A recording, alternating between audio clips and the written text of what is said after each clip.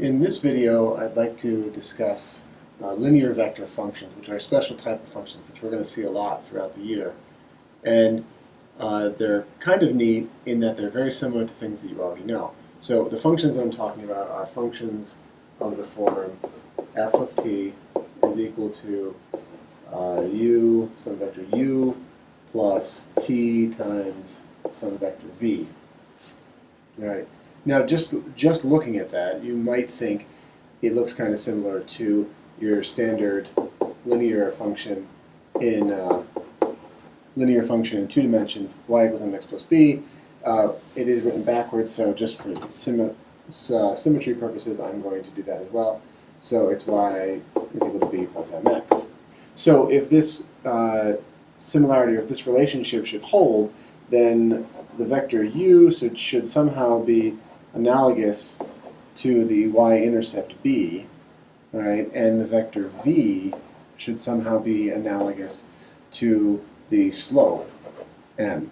And as it turns out, that's exactly what happens. Let's take a look at an interactive app that I put together to demonstrate this similarity. Our goal is to understand the graph of the function f of t is equal to u plus tv. Now, before we get too far into it, we have to first see what u and v are. So this works for any arbitrary vectors u and v, but I have a couple examples, or I have some examples. So for u, let's take the vector 2, 1, which is represented here, and then by that representative starting from the origin, and we have another vector v, which I just arbitrarily chose to be negative 1, 1.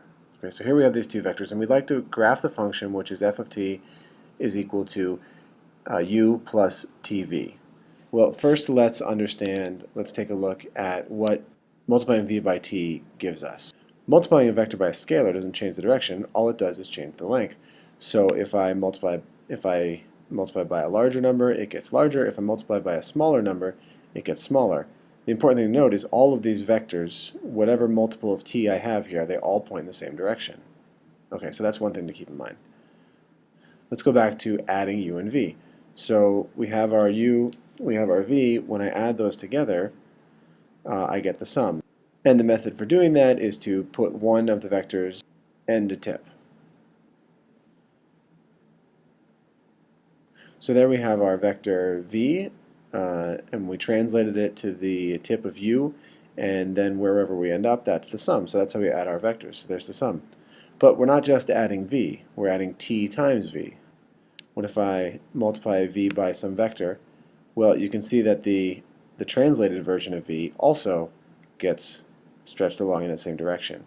And the sum of u plus tv is always going to be at the end of u and that stretched out version of v, wherever it is. And that all depends on t. So you can see as I move along here, the sum traces out a line. All right. Now that line passes through. It passes through the tip of vector u, so that's our sort of our intercept point, and then it goes in the direction of v. If we trace it out completely, we see the entire curve is just the line determined by that function. So that applet shows pretty clearly how this exactly works in two dimensions, that you have a vector u, which determines some point that the line passes through, and you have some vector v, which determines the direction that the line goes. And so we can get basically exactly the same thing from this equation here as we can from our standard linear equation in two dimensions here. Right. But there is a difference between these two, and the difference is that this one, the standard linear equation, is restricted to 2D. This is only two dimensions.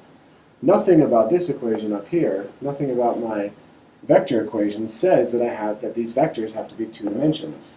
These could be three-dimensional vectors, they could be four-dimensional vectors, etc. And it still works the same.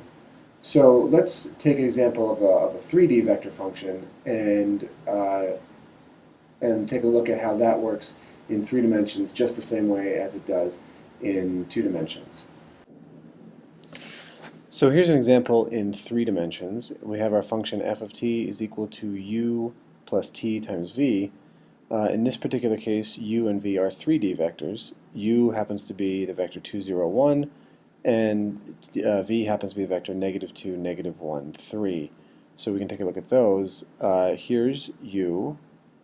U is right there. Now, in this program I can't put arrows on the end, so you just have to bear with me. But u sort of sticks off in that direction. And then here's v. V also sticks off in that direction. So it looks very similar to the picture we had before. Now if we take our function, f of t is equal to u plus t times v, then it's going to pass through the tip of u, and it's going to go in the direction of v. So it should go something like this. And when I plot it, you see that it does. There it is.